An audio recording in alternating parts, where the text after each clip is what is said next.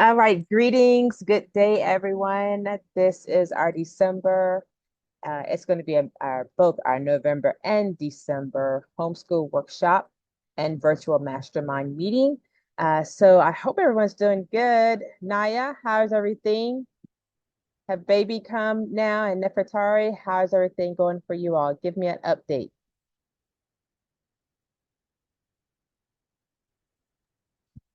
Greetings, Angela. Everything is coming well. I actually met up with another mom from your association last month. Okay, Yeah, so we met in a library in Greenville. So that was really nice. awesome. And right. And yeah, so everything is going well. I'm going to let Zawadi go to Christmas camp at the Y so I can Okay, focus on record keeping okay. for the past few months. Uh-huh. Okay, awesome. And she's enjoying it. She's getting her groove. You both are getting your groove in the journey. Yes, yeah. Initially, she was like, "Oh, it's boring." And then, I explained to her school was never designed to actually be fun. That was Okay. never the right, like that was never the idea. The idea was, learning to appreciate learning. Mm-hmm.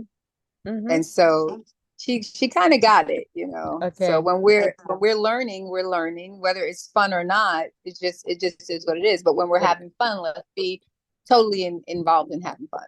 yeah, of course. Yes. Oh, that's awesome. That's well said. That was well said. Thank Yeah. you. Uh, and Naya, you may be on mute because maybe you have baby, but I'd love to know how everything is going with you all. I think you should have had your baby by now, and now are adjusting to that journey. So, but anyway, at any time, Nayib, you can get on, chime in and give us an update. All right, so welcome again, everyone. This is let's see. Oh, congratulations, Naya. Yeah. So this is our monthly meeting. I don't really have any updates for you all. The things that I needed to say, I put into the newsletter. If you're not getting the newsletter by chance, just be sure to check your spam folder. A lot of times, if it goes through, if you have a Gmail account and you're not finding the newsletter, it might have just dropped into your spam folder. So just be sure to check on that. Okay, so this month we are going to do two workshops, and we didn't do November, so I'm putting November's in here in December. So each one should be about 30 minutes.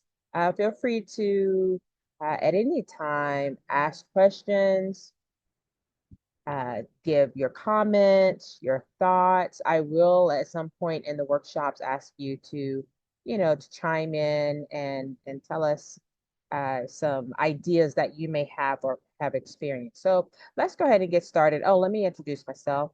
Oh, well, I do that in a moment. I won't double talk. So let's go ahead and get moving.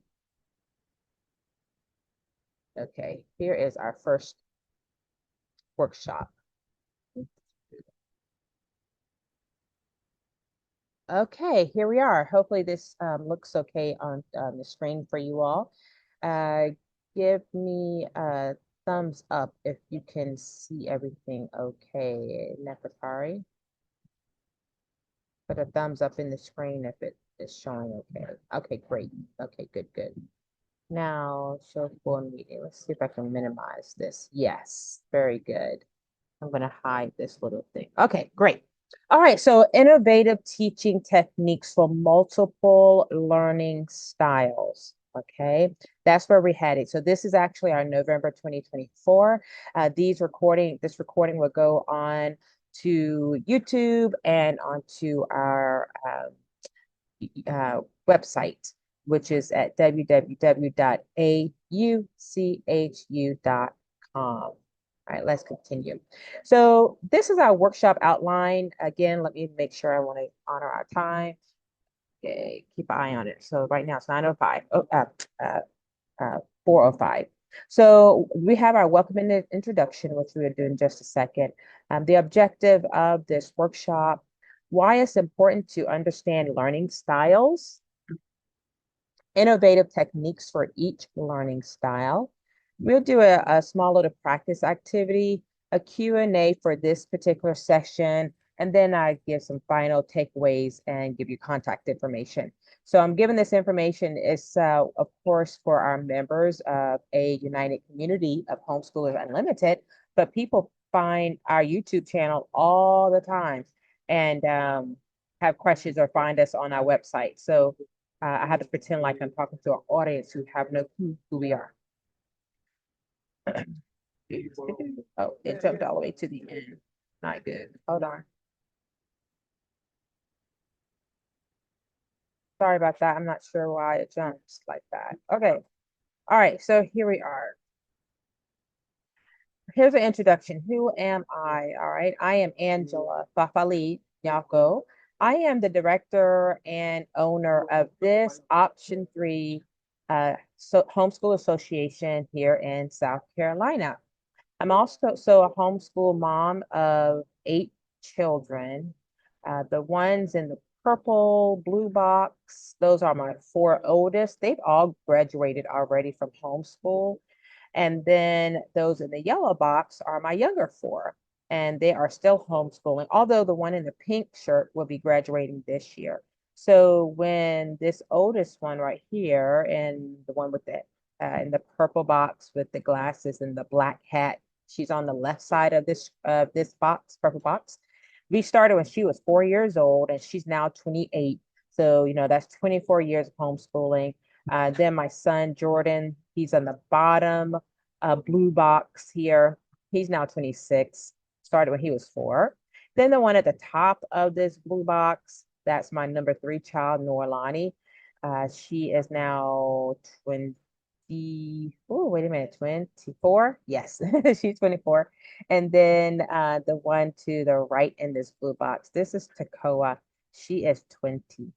My younger ones in the yellow box, they joined the family through adoption, but the oldest one of the 4 here is in the pink shirt. His name is Mario. He'll be 18 in April.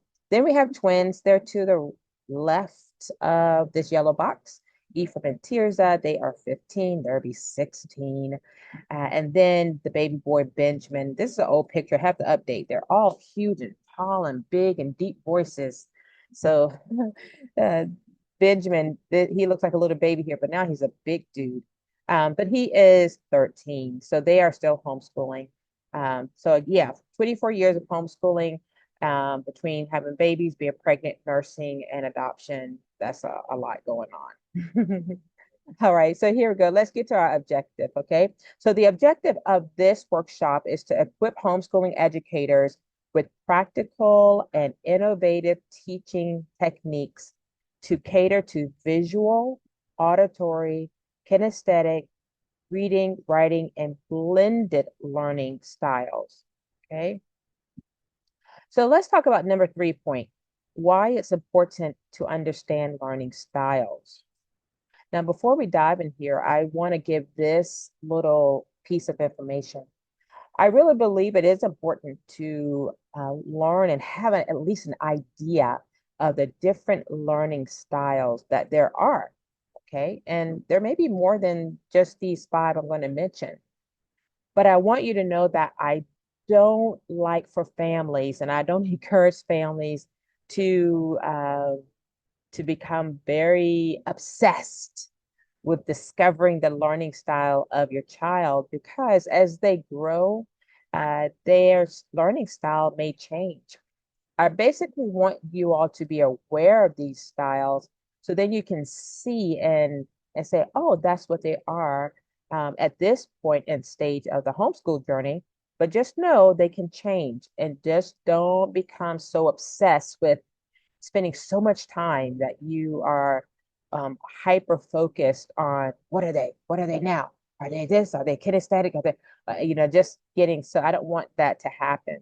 So this is just information. So just to help you to know how to drive and direct the learning process at any stage of the homeschooling journey. So understanding your students' learning style is essential for several reasons. Number one, it allows you to customize your teaching methods, making lessons more engaging and effective.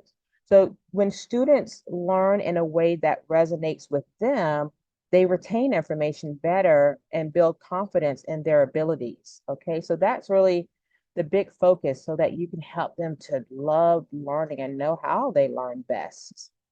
Number two, it can help reduce frustrations, both yours and your students.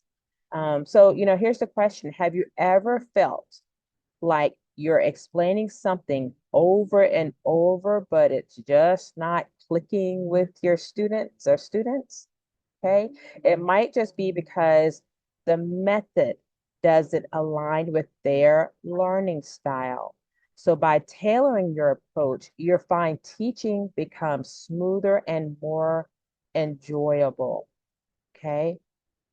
Number three reason, understanding learning styles, it promotes lifelong learning skills. Okay. I know for myself, and I've been this way at least since high school when I, pretty much took on my own studies and responsibility for my learning, though I was in public school. I knew that if I saw it, if I heard it, and if I wrote it down, I would remember it. That's my learning style. I needed all three. I needed to hear it, see it, and write it down, and it would stick, and I could remember anything at that stage of my life. Um, so, you know, when you're students and you can figure how that works, then that makes it a much more funner, more enjoyable, and again, lifelong learning skill. So when students recognize how they learn best, they can adapt and advocate for themselves in various educational and professional settings. So it's a gift that benefits them far beyond just the homeschool classroom. Okay. So as we go through each learning style today, just think about how you can use these strategies to make learning more personalized and impactful for your child and for your children. So when you have multiple children and understanding how they learn, it will serve you well. I can promise you that. All right, let's go ahead and get into innovative techniques for each learning style. Let's talk about those. So let's talk about the visual learners. Visual learners. These are the students that process information best through images, diagrams, spatial understanding, colors, movement, videos, these type of things. They thrive on seeing concepts visually. So here again are some techniques you can use. Create mind maps to connect ideas. So if you're not familiar with that, I will share that link to let you see that information about what is a mind map and how to create that. Use infographics or videos for complex topics or simple topics. Color code notes to highlight key information. Uh, in our learning journey, especially when my kids were younger and I learned about this, I tried all of them to see which child liked which one. And I'll go through and share some how my children all were different and what that looked like. So again, this is the link for that mind mapping concept. And if anyone wants it, I will just put it, well, I'll be sure to put it in I don't know if I can do it now, but I will put it in our chat box. Remind me before we go from this message, okay, from this topic. So for example, visual learners, math books. Visual learners will enjoy color, pictures, visually stimulating curriculum or resources. My son was a strong visual learner, my second born, Jordan. If it was moving, if it had color, if it was doing anything like that, that was exciting, even with drawings or something like that, stimulating to his eyes, he got it. It needed to be just like that, colors in motion.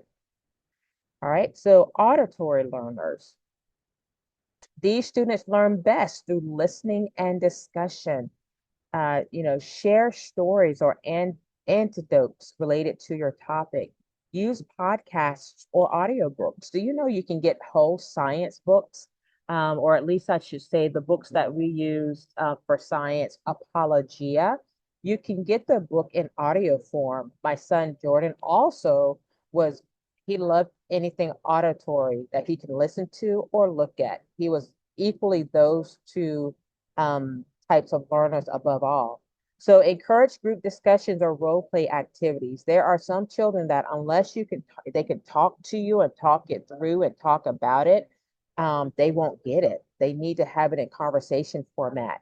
Those are auditory learners. Here's some examples. Let's say you're teaching about the water cycle. How can you do this for auditory learner? So instead of just explaining it, you could tell a story from the perspective of a water droplet. Okay, so imagine you're a raindrop starting your journey in a lake. Then the sun warms you up. It's a whole story. And you evaporate into the sky. All right. So this narrative helps auditory learners visualize through sound and dialogue. They have the ability to put what your words are into a picture and they capture it better because it's in a story format, right? Next is our kinesthetic learners. These students love hands-on activities and movement. This is so my first son of my younger four group, Mario.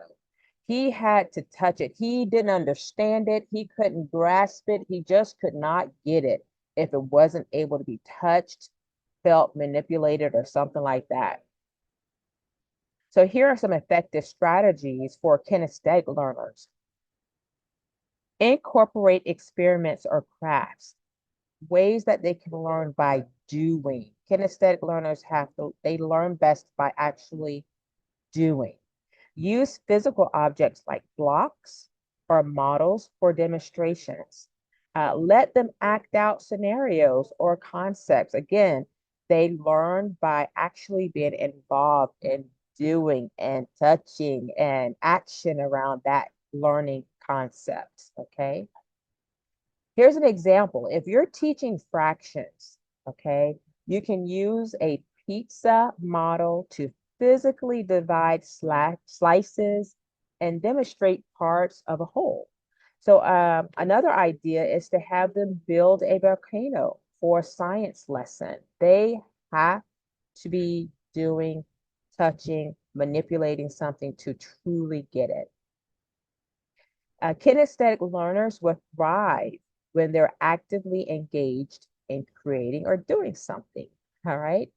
Next is our reading, writing learners. My third child, she was a reading, writing learner. These students excel with written words and structured notes. This is our Nolani. I declare, and I say this all the time, she came out the womb with a pad of paper and a pencil. This child would write, even when she couldn't write anything, truly letters, she was pretending to write. Everything had to be written on paper. She loved paper and pen. Uh, so she is my child when it came to math. So here, what this may look like for a writing, reading learner. She hated, she did not like math books that had color, pictures, anything like that. She didn't like it. So we had to go to a math book with Saxon. She just wanted the information in letter reading format and just get it done. All the extra things really was a distraction and a disturbance to her as a reading, writing learner. So try these methods. So assigned journaling or essays. These are for kids who just enjoy writing and they learn by reading it, reading and writing. Create checklists or outlines for them to follow. Encourage them to summarize lessons in their own words. Okay, reading, writing learners, you would notice that's what they would do, right? They would be ready to tell you what it is, or they'll write it down what they've learned. Curriculum, they will love just words, no pictures, no colors. Okay, let me admit this person in. They just want the words, words, words, words. No distractions with all the extra stuff. So for instance, if you're teaching geography, You could ask them to research and write a short report on a country, including key details like the population, culture, and landmarks. Reading and writing learners will get excited about researching. They get to read and write down what they learned. My Nolani loved it. She's the only child I have that is a true reading, writing learner. This approach taps into their strength of absorbing and organizing written information. Okay. So now the next part is a blending approach. This is the next learning lesson, the blended approach. Now, majority of my kids have been blended approach learners like me. I'm a blended learner. Many children have a combination of learning styles, so a blended approach often works best for them. Okay, all of the learning styles all together. Hello? Okay, I'm gonna just have you put yourself on I'm mute. sorry. Okay? It's okay, you can mute, it's fine. Okay, so for example, let's say you're teaching about the ecosystem. So this again is for our blended learners, for our blended learners. If you're teaching the ecosystem, you could start with a colorful diagram. That covers the visual part of their learning ability. Share a story about a day in the life of a rainforest animal. That would be auditory. They're listening. Now build a mini ecosystem using a terrarium kit. That is a kinesthetic learner part, where they have to touch it and manipulate it, and they get it by the doing. Okay. And then have your child write a summary of what they've learned. That's the reading and writing part of their learning abilities. That's the blended learner. Exactly what I was and still am to this day. If I can write it down, see it, hear it, sometimes manipulate it. I'm not so much as the kinesthetic learner, but those other ways, if they were like that, I got it. So by integrating multiple techniques, you ensure every child stays engaged and learns effectively, okay? Now, what I will say about this is while you are looking to, I have, let's see, did I school all of them? Yes. At one point, I've schooled all 8 of the children at one time, like they were all still homeschooling. And while I cared to know, and wanted to cater to their learning styles, um, some courses I did not focus those courses based on their learning styles.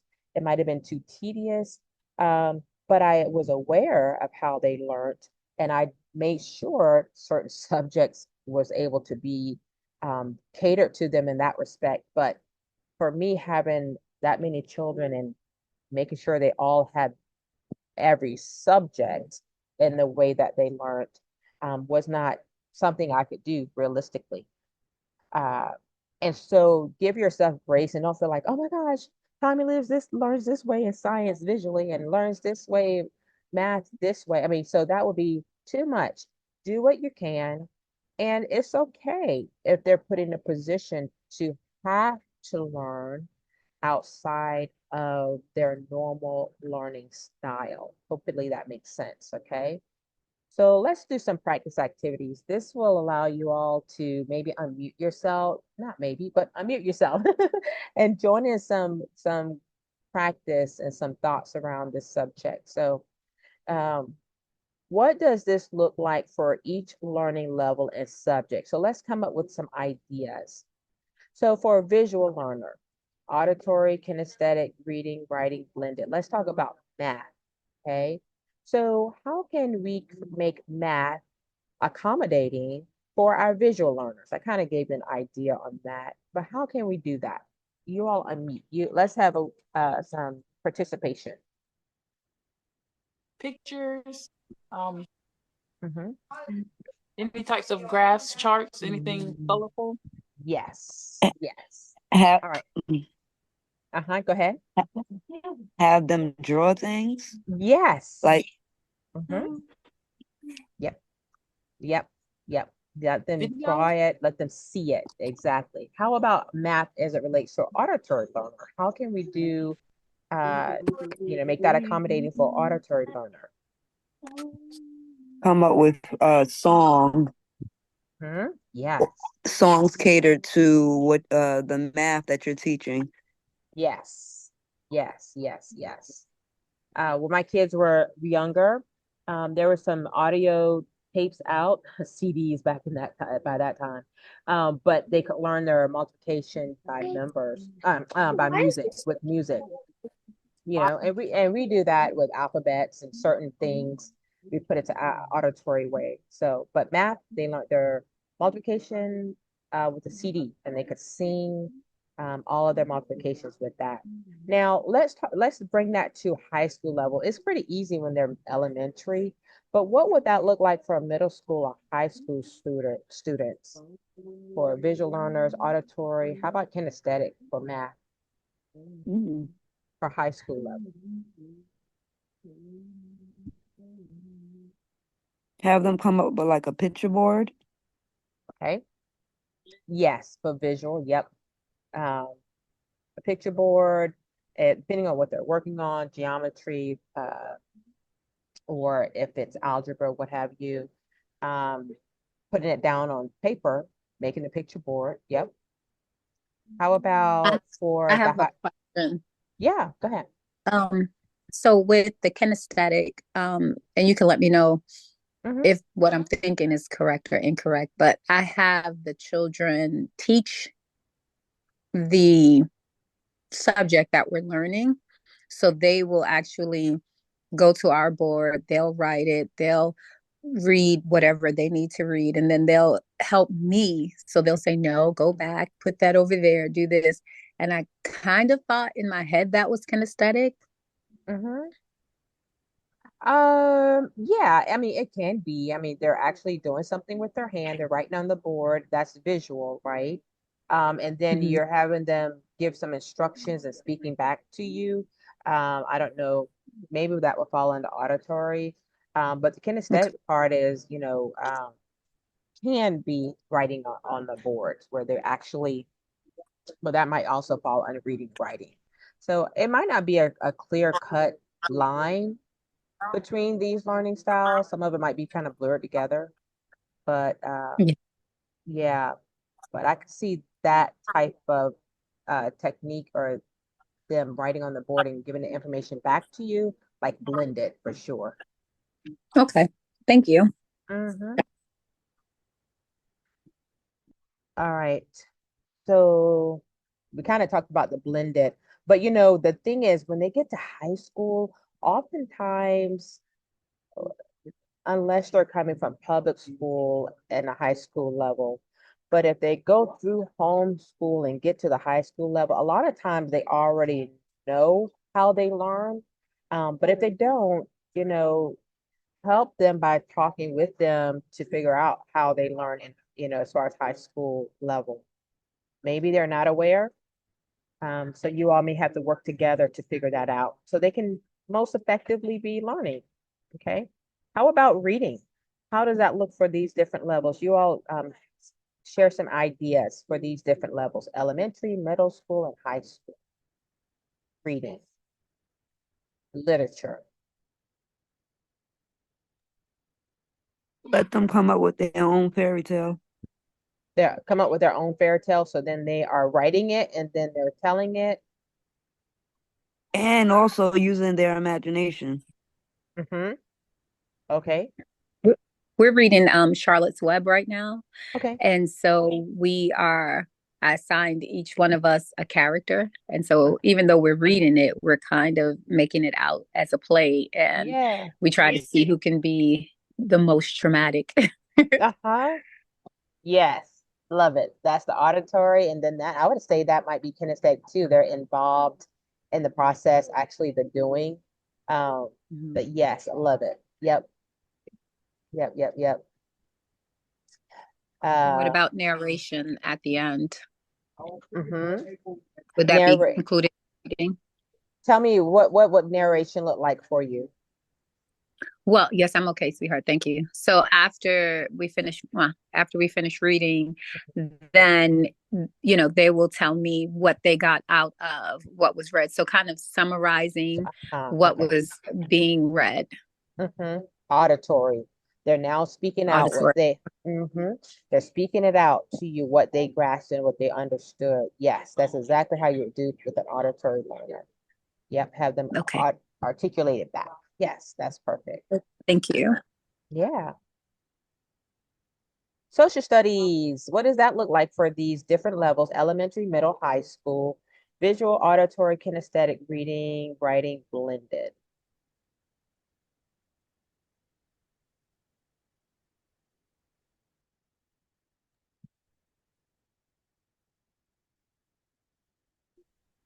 So, social studies is such a huge topic that falls under history, geography, not physics, excuse me, civics, civics, debates, what else? World history, world geography, that type of thing. So social studies is broad. When they're elementary, it's like community helpers, their place in the world, um, learning about states, countries, continents, the map.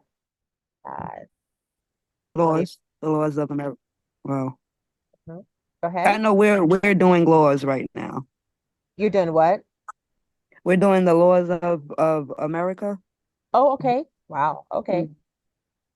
Yes, going through the law. So how are you using any of these specific types of learning styles? Visual learners, auditory, kinesthetic, reading, writing, Well, blended.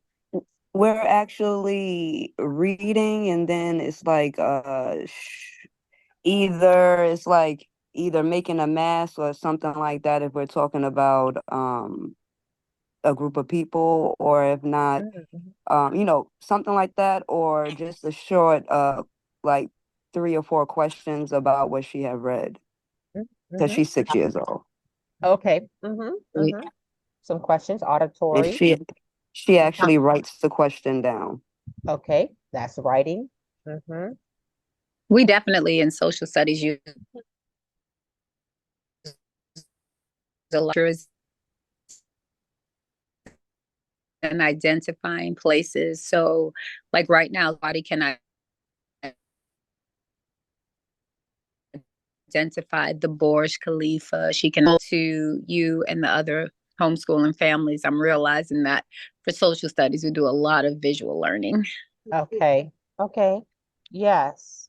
Um, how about when for high school, just to get some ideas? It's so for elementary, middle school, especially in elementary when they're that young, a lot of it can tend to be visual and auditory, because those are kind of, I would say, the easiest way. They're still developing their writing.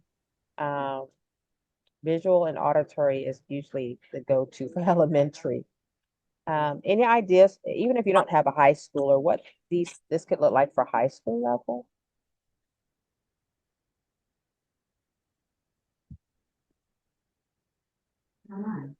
I know for my daughter, if she did do a report on someone, we would do like a presentation with the family.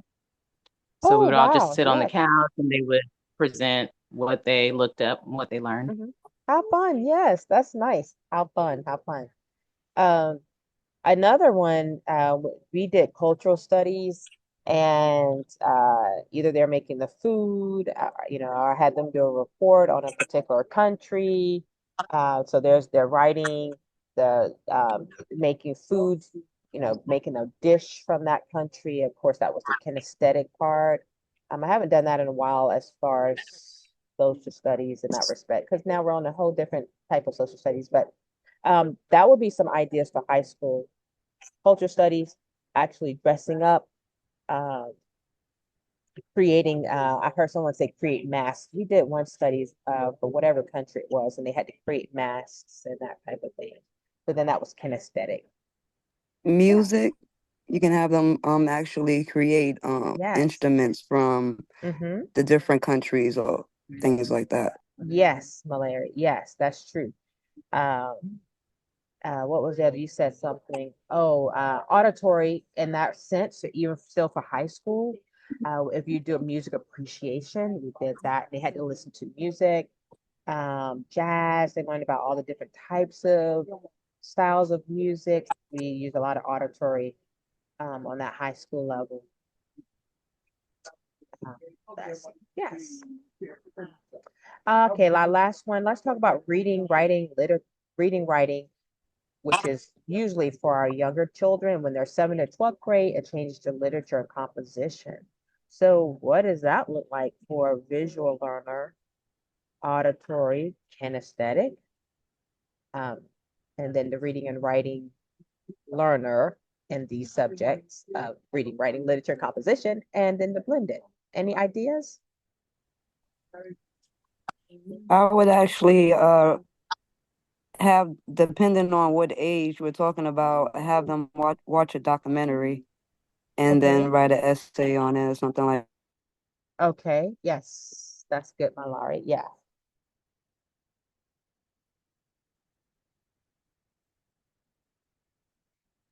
that.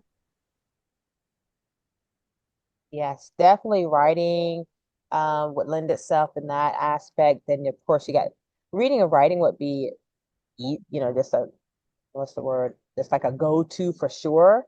When it comes to reading, writing, literature, I should say reading and then literature would be the go-to is actually doing the reading part of it. But say they are not strong readers. I had my fourth child. She wasn't a strong reader even at 15. She wasn't a strong reader. So auditory, she listened to a lot of her literature books required reading auditorily. So you could do that for high school level. If they're not strong readers, don't push it. If you know their comprehension, or I would say their reading and then comprehension is not strong, even at 15, you would say, wow, she has a learning disability or blah, blah, blah. She might have, but I didn't let us focus on a title. But when she wanted to go into theater and she had to begin to read plays, guess what? She became very focused and serious reader and went into theater for 3 years and reading parts. So, but yeah, and substitute the reading, actual reading with auditory if necessary for any of those levels, elementary, middle, or high school. Okay. All right, so let's get to Q&A if we have any questions. Anybody have any questions or insights or thoughts in regards to these learning styles that you want to bring up?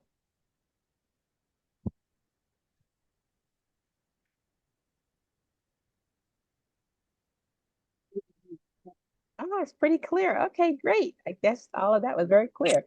So let me give you the final takeaways. If you do have some questions and you don't want to say it, verbally, you can type it in the chat box. I'll come back to it. So, here's some final takeaways on this particular workshop. So to summarize, we explored some innovative techniques for visual, auditory, kinesthetic, reading, writing, and blended learners. All right. We also explored how each learning style manifests within different learning groups and contexts. So, the goal was to help you better understand and engage your child's unique learning preferences.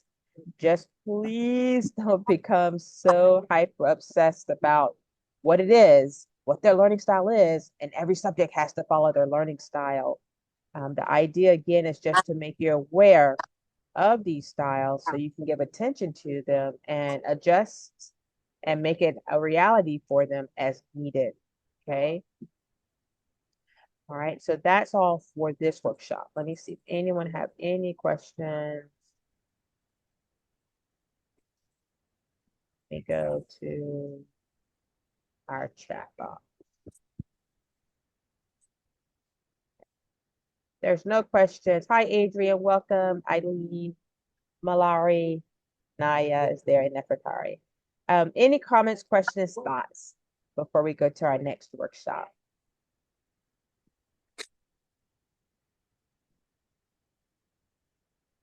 Do you all feel like knowing these types of learning styles is, important, vital, necessary? How do you all feel about knowing about that information?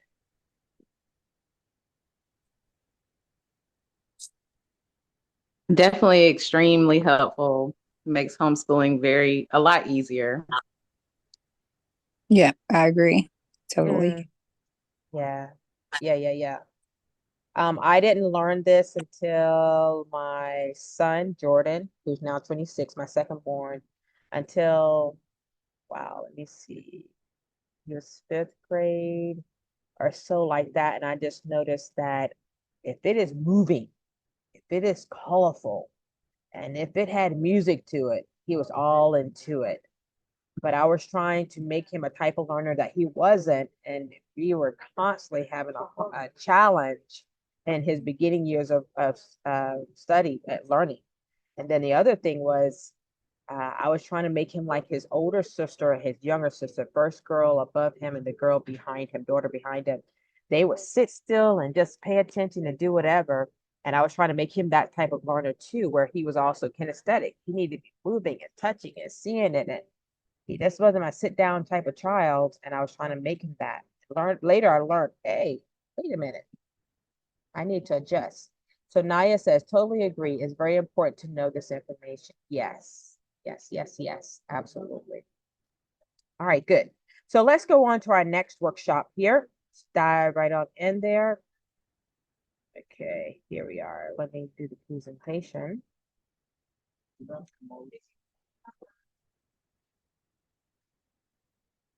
kind of want to do one thing. Let me stop this. All right, I am going to, where did y'all go? There we go. All right, I want to stop this recording. So I'm going to end this recording of this particular workshop, innovative ways of understanding what type of learning style students have, okay? So I'm going to end that one, which is our November.